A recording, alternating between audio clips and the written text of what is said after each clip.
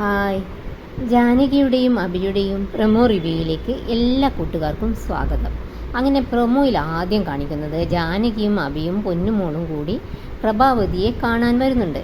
ജാനകിയെ കണ്ടതും പ്രഭാവതി ചോദിക്കുന്നുണ്ട്, നിന്റെ അമ്മയ്ക്ക് സുഖമല്ലേ, അവരെ അളകാപുരിയിലേക്ക് കൊണ്ടുവരാൻ എന്തിനാ മടിക്കുന്നത് എന്ന് ചോദിക്കുന്നുണ്ട്.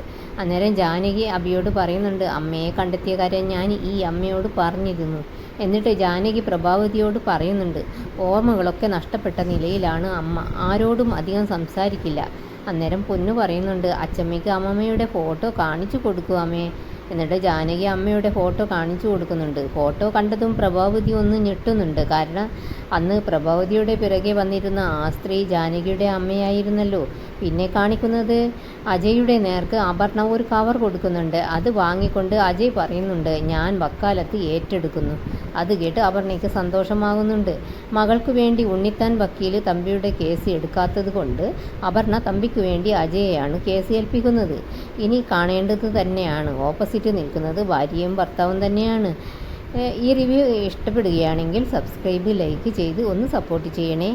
Thanks for watching.